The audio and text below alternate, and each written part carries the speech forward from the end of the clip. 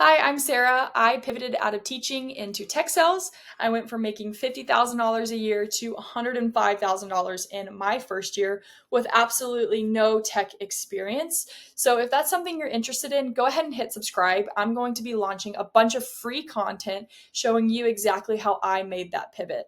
And so, let's just go ahead and dive right in. Today, I'm going to walk you through exactly what I did to pivot out of education so that you can hopefully do it too. So, first and foremost, these were some of the things that I was looking for in a new career and why tech sales kind of checked all those boxes. Number one was a high income potential. My husband and I were $120,000 in debt. We live in Austin, Texas, which is not cheap. We want lots of kids, and we were hoping to buy a house soon. So, having a high income potential was really important for us. And in tech sales, in 3 to 5 years, you can actually be making anywhere from $200,000 to $300,000 if you stay on that sales track. Another thing that was important was a flexible schedule. As a teacher, my husband actually pivoted from physical therapy into tech sales as well. So healthcare and teaching, we were both not in flexible schedules. So some of these roles can be fully remote. I personally am hybrid, so I go into the office twice a week.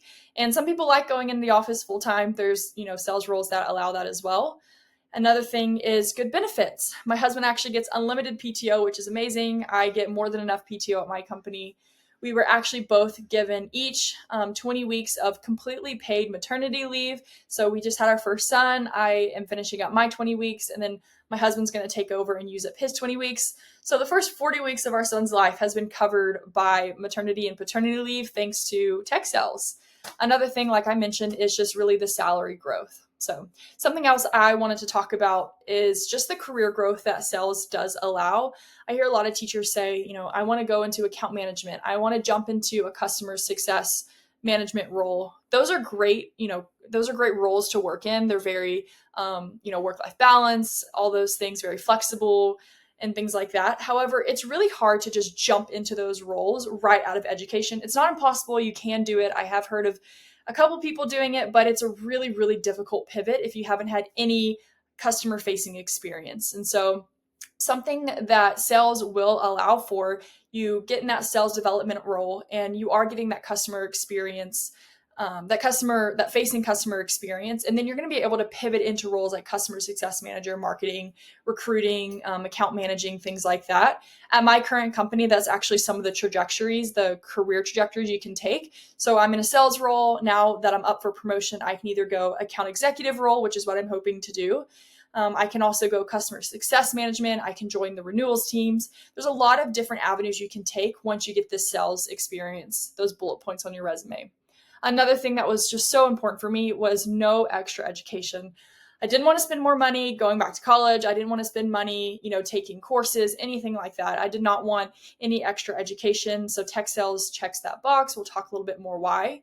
And then I want to talk about really sales, like why sales. A lot of my coworkers were like, do not go into sales. You're desperately convincing people to buy your product. It's miserable. It's awful. You're cold calling 200 people a day, yada, yada, yada. It's true. There are sales roles.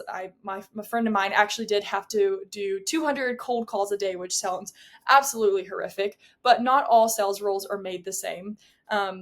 And so some things that are really going to make a difference between loving and hating sales are, one is having conviction in the product that you're working for.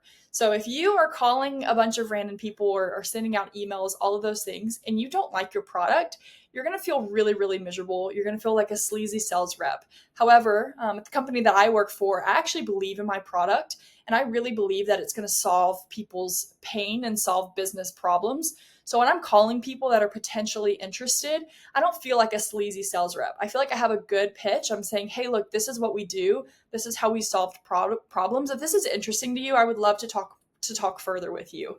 And so I really have conviction in my product, and I feel like I'm actually more of an educator. I'm educating potential customers versus trying to desperately convince them to buy my product. So that makes a huge difference between loving and hating your sales role. Another thing, like I mentioned, is your KPI, so key performance indicators. You're going to hear that term a lot in this space. Again, if your KPIs are 200, 300 dials a day, of course you're going to be miserable. So really making sure you're not getting into a sales role that you're having to hit KPIs like that. Nobody wants to do that. So that's something really important. And then kind of going back to the conviction in the product, doing cold calls, sending out emails, those things that were scary before I got into sales. I honestly feel like no conversation or conflict that you're going to have in a sales role is harder than in teaching. I personally feel and felt more scared to call home to parents and telling them about their kids' misbehavior and all that stuff. That actually felt way more scary to me than, cold calling or anything like that. So just keep that in mind, that I feel like teachers actually do handle objection really well already, just because of our teaching experience. And that's actually a transferable skill that I think makes us very good sales reps. So scrolling down, something that you're going to want to do is also learning the language. Like I said, KPIs, what the heck is that? I didn't know where I got into sales. So key performance indicators, SaaS, CRM, what is a tech stack? You're really going to want to look into all of these different verbiage that comes into the tech sales space. So like I wrote here, even just knowing the acronyms and bringing them up in an interview is going to make you seem a lot more experienced and a lot more, legit. So make sure you definitely do your research there. Another thing is, LinkedIn. I'm sure you like if you're anything like me, I had never touched LinkedIn whatsoever until I tried pivoting into tech sales. So even LinkedIn was a huge learning curve for me. So some things that are really helpful for me, there's all this advice out there on LinkedIn, and to be honest, nobody knows the perfect way to set up your LinkedIn, or the perfect way to have an effective about me, or an effective bio or anything like that. So what I took the stance of, and what I see others in this field doing as well, it's just keeping it really simple and effective. So a very simple about me, why you're interested in tech sales. You want people, when they're looking at your LinkedIn, to say, okay, this person is interested in specifically tech sales. If someone comes to your LinkedIn and you have, I want to go into tech sales, I want to go into customer success manager, I want to go into recruiting, they're going to say, you know what, this person clearly doesn't know what they want to do. So just keeping it very simple, very effective. You want to go into tech sales, a little bit about yourself. You can talk about why you're a teacher, why you're wanting to get into sales, all of those things. Something else I think is very important is in your descriptions of your jobs is using results-driven language and data. That's actually what sales managers care a lot about, is how have you proven successful results, and what is the data you have to really back that up. So making sure you have action-oriented, result-driven language with numbers, with data on your LinkedIn. And so another thing, just kind of some random stuff, is you don't need the years. Take your years off of your education. Sometimes people can be a little bit biased about, okay, well, this person graduated in this year, they're probably a little bit too old, all that stuff. You're not technically supposed to do that, but, people looking at your LinkedIn might. So it's just best to just go ahead and take it off. Another thing that I feel like is really important, specifically for teachers, is to be positive. If you're going to post anything on LinkedIn, you don't have to, but if you do, please be positive. I can't tell you how many times I've seen teachers trying to pivot into tech sales, or just into the corporate space in general, and get out of education. They go on their LinkedIn and they just talk about how terrible education is, or how awful, or negative, negative, negative. If I'm a hiring manager and I see that off the bat, that's a turnoff. I don't want someone who's going to be negative. So if you say anything at all, just keep it positive. Don't bat on education. We all know education's hard, and we all know the things that suck about education, but just keep it all positive on LinkedIn, so hiring managers get a good first impression of you. Some other things that you can do, just so in interviews you can kind of talk about, the tech industry, is follow tech industry news, especially about the companies that you're interviewing for. You kind of want to know what's going on. If you're interviewing at an AI company, or if you're interviewing at, really any of these like big tech companies, you want to be able to have like a lower level conversation about what's going on in the tech industry, right? If you get on an interview and you don't know anything about AI or chat GPT or anything like that, that's just not a good look. You want to have some relative idea of what's going on in the tech industry. Something else that's going to be very important is connections.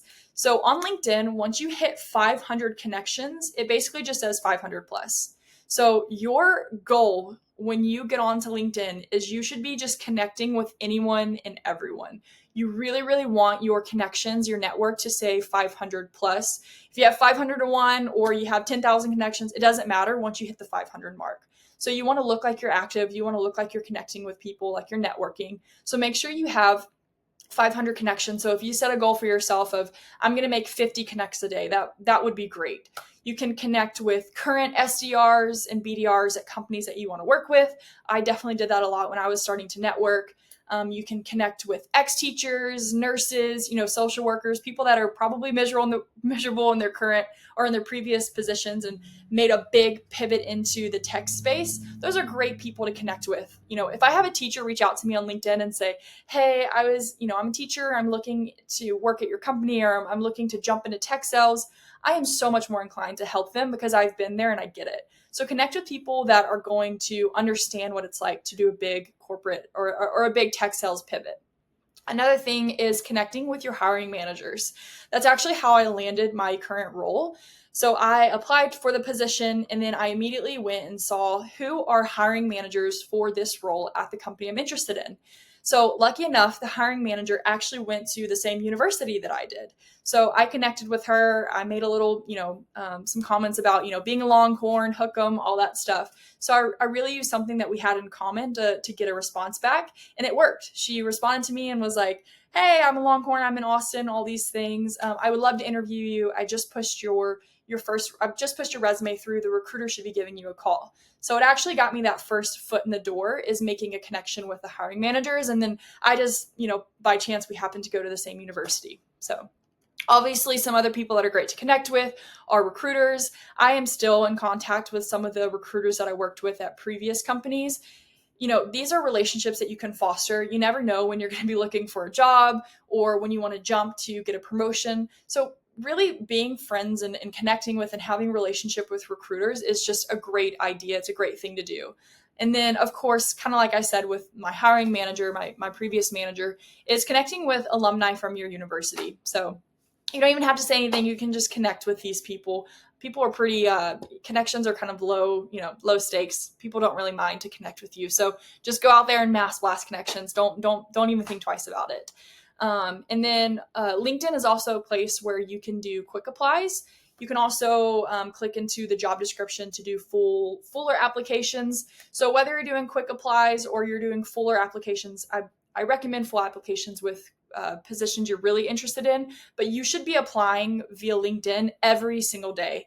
I applied to hundreds of positions. When my husband was pivoting into tech sales, he applied to hundreds and hundreds and hundreds of positions. So, obviously we want to be strategic. We want to get in front of the hiring managers. We want our resume to look good, all of those things, but it does come down to a little bit of a quantity game as well, and just getting your resume out there for people to see. So now I'm going to jump into resume and kind of some of the things that I, took into my hands when I started changing up my resume. So some things that I did is, there's a lot of advice out there on what is the best way to format your resume. Should I have a picture of myself? Should I not? Should I have all these things? Something that I learned in just all of my research. My husband, the same way when he was pivoting into tech sales, and it worked for both of us and some of our friends that have also pivoted, is just be very clear. You don't want someone to look at your resume and get lost in all of the things that you have on there. It should have very clear sections.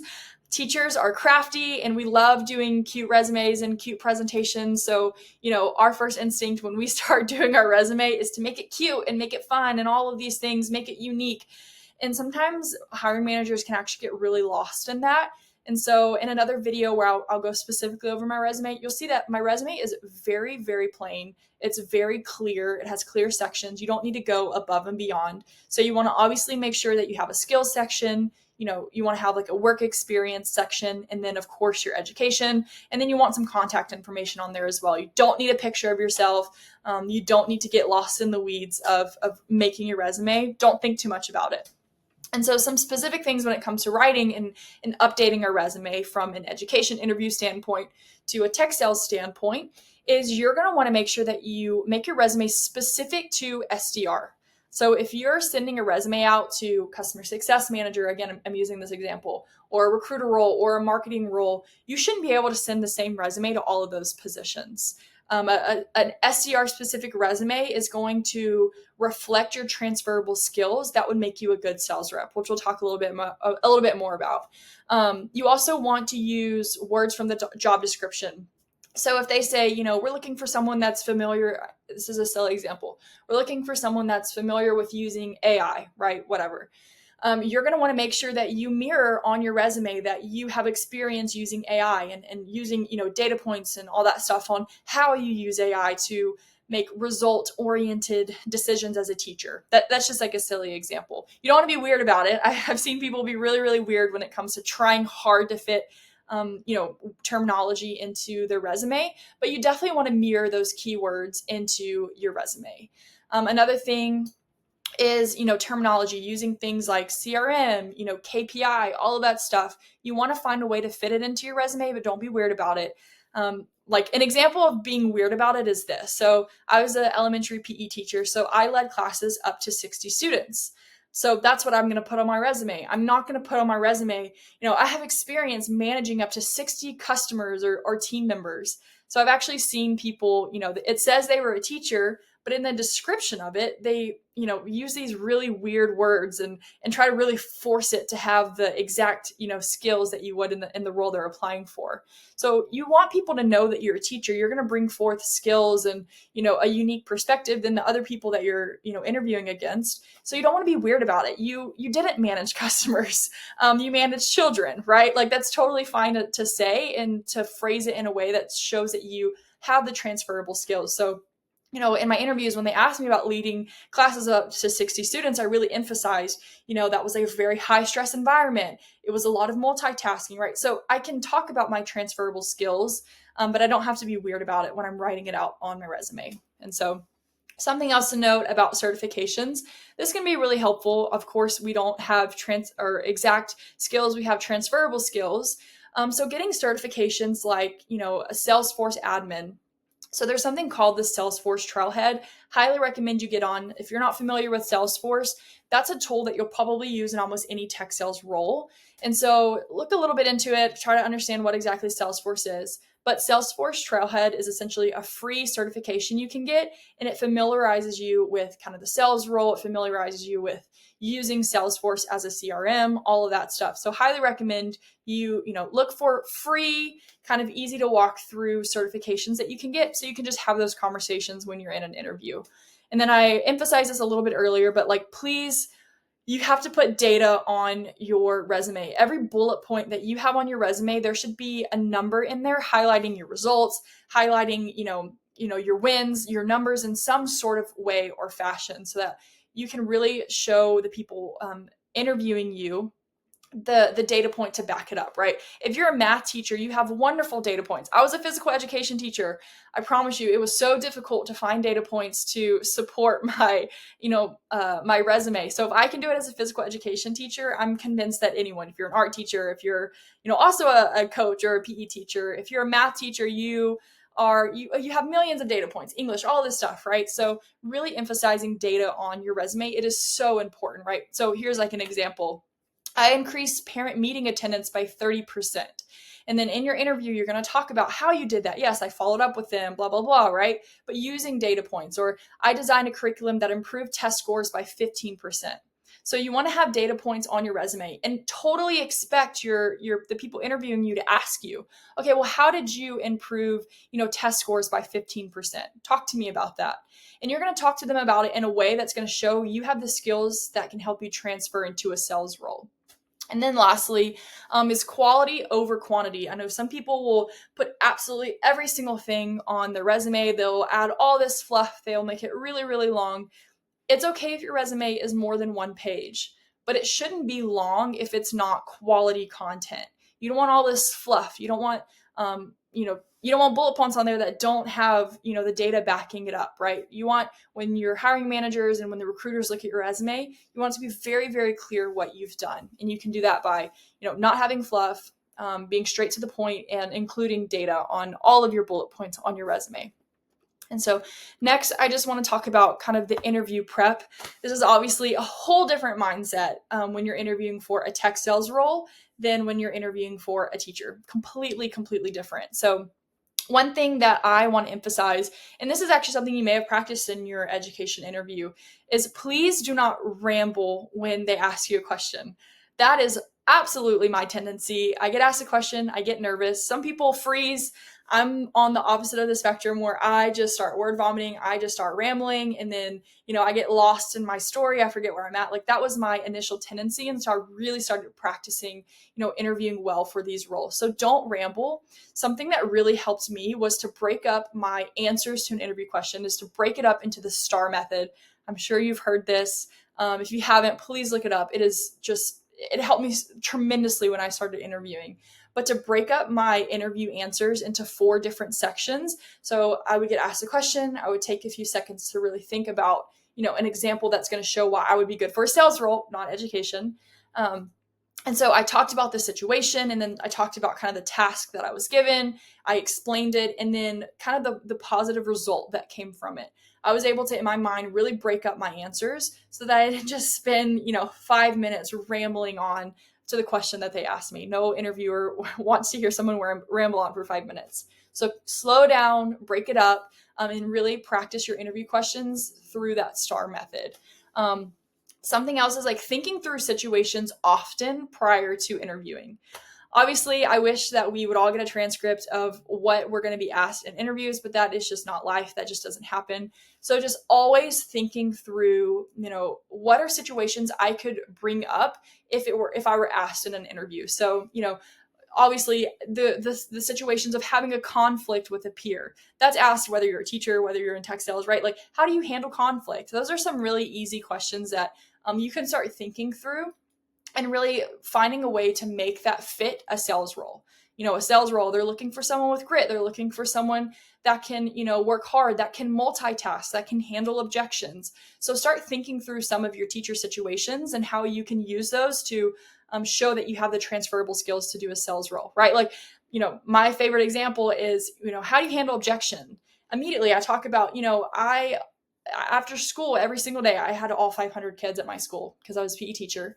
So I would say, at the end of the day, I often had 10 parents that I would have to call every single day. This is just a silly example. At the end of each day, I had 10 parents that I would call home to. 5 of them were students that would, have, difficulty or behavioral problems. I would have to call those parents home and talking and explaining to my interviewer how difficult those conversations were because they don't know. And so using that as a way to say, yeah, I can handle objection. Here is an example of me handling objection via calling parents home and finding ways to, really use our teacher situations to show that we have the transferable skills. Multitasking. We're so much better at I'm so much better at multitasking than my peers that have just come straight out of college or didn't have any education experience. So using our multitasking experience is so important when we're in those interviews. We're like the kings and queens of multitasking. So making sure we talk about that in our interviews. So those are just some examples. Be ready to talk about your resume. If you put something on your resume with a data point, you absolutely need to be ready to speak on it and to prove that, that wasn't just fluff, right? Be ready to talk about every single bullet point on your resume because there's a very good chance they're going to ask you about them. In some of my interviews, they would straight up ask me, well, tell me, what was it like leading, 60 students? That's what I told them I did on my resume. And so being able to talk about those bullet points is super important and you should be practicing them often. Something else that's going to be really important is your elevator pitch, your 60 seconds of why tech sells. And this is something I practiced when I was driving to work in the car. I practiced when I was in the shower. I was just constantly running through what is the best way that I can explain to someone why I was a teacher and now why do I want to get into tech sales and really show them my motivation behind it in a very clear, effective way. So practicing your elevator pitch. Every single interview you're going to go in, they're going to ask you, why tech sales? Why sales? Why are you making the pivot? And you need to be able to explain to them in a clear way, effective way of why you're doing that, why you're making this pivot. And so kind of, repeating myself here is interview prep questions. I would just spend hours Googling what are the top most, asked questions in a sales interview. And then I would walk through them mentally. My poor husband, I would put him through the ringer. I would make him, stay up late with me and just constantly practicing, potential interview questions so that I would feel prepared for my interviews. You can't memorize them, right? You don't know what they're going to ask you, but practicing using that STAR method and answering in that format is going to be really helpful when you're doing the real thing.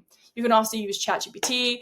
When I wore my husband out, I would get on ChatGPT and say, ChatGPT, ask me interview questions, blah, blah, blah. And then I would answer them through the chat. and say, please grade my interview questions or give me feedback on how I answered that question. And it would, and I would critique it. So another thing that's going to be really important when it comes to interview prep is researching. You need to research the company. You need to know, what are their top initiatives, what's important to them, what are recent articles that have come out about them. So doing all the research on the company. Another thing that you have to make sure you do is know who your hiring manager is, or know who's going to be on the interview with you, and do all of your research you can on that person. You want to ask very specific questions to them about their experience.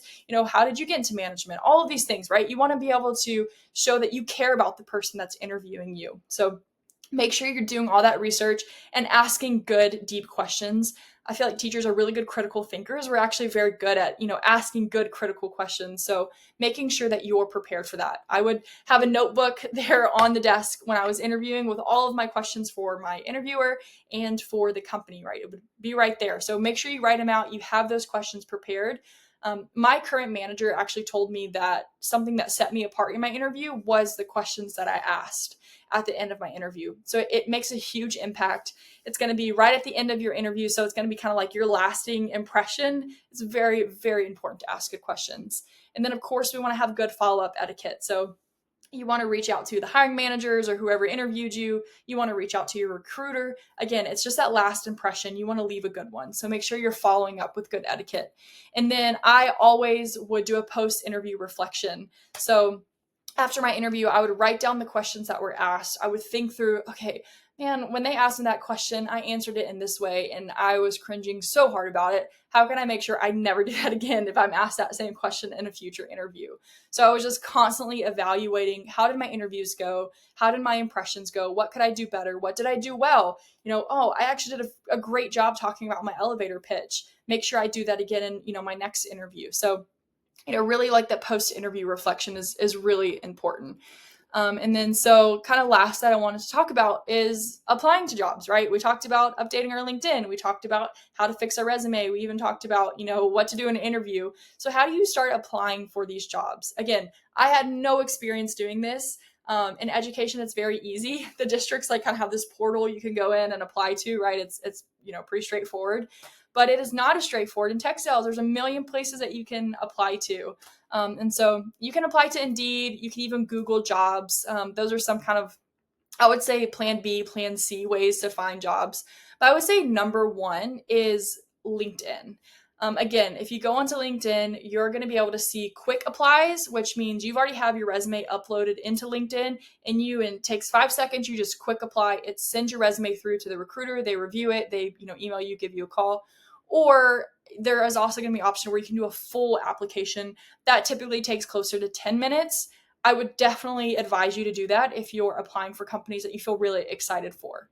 If you're applying for a company that you're just like, I don't really know how I feel about it, but I'm going to apply anyways, just, quick apply. But make sure you're also doing a good balance of doing full applications as well. Those are just going to be more likely to hit. And so we want to make sure that we're also doing full applications. And so those are some really important things to do. Networking, again, me reaching out to the hiring manager I feel like the only reason I actually got a recruiter call and I got that foot in the door is because I reached out to her. So making sure that you can get referrals. So maybe finding teachers that pivoted into the company you're interested in. Hey, I'm a teacher. I'm really excited about this position that's opened. Would love a referral, right? I'm a teacher. I'm like, absolutely, I got you. I'm going to help you out, right? So finding people that are going to connect with you. Now, if you just reach out to a stranger, you have nothing in common with them at all. I've had this happen before where people will just ask me for referrals. And I'm like, I don't know you. I don't know anything about you. We have nothing in common. Like, why would I help you? And so finding ways to connect with people and network prior to and after you apply to these roles. And so, like I said, hit up the manager. And then just kind of something I wanted to just emphasize as a red flag when you're applying to jobs, and something you will see in a sales role, is you're going to see a lot of commission only roles. You're probably going to have a lot of recruiters reaching out to you and say, hey, I have this commission only role, right? Or when you start looking into it, you realize, oh, this is a commission only role, which means there is no base salary. So in my current role, I have, I think, like a $65,000 base salary. So no matter what I do, no matter how many sales I make, I am going to get paid $65,000. That's my base salary. However, commission on top of it, my OTE is closer to 100K. So, once I make sales and I hit my quota, that's going to cover my commission. So my entire salary, my OTE is, I think it's like $91,000. I overachieved, so I got more, which is great about a sales role. If you overachieve, you get paid more. But yeah, so making sure that you're not applying for jobs that are going to be commission only roles. Those roles are always sketchy. Please don't even waste your time. So all in all, just to recap, this is a high overview of all the things that I did and started looking into when I wanted to make a pivot into tech sales away from education. And so if you were like me, and this is really overwhelming and you don't know where to start, you don't even know how you would transfer your skills on your resume. So I'm actually starting up a personal coaching. So if you found this helpful for you and you know that you want to get into tech sales, but you just don't really know where to start, you don't really know how to do all of these things, I would love to help you. So I'm going to go ahead and link in my description my calendar. If there's something interesting to you and you are, potentially looking into someone to kind of walk with you through this, someone who's been there, I was a teacher, I did the pivot, I would love to help you. So go ahead and click the link in my description. And if this is something that you're interested in, I would love to meet with you and connect with you. And if not, I hope that this was helpful and that you subscribe for more free content. So thanks so much. Bye.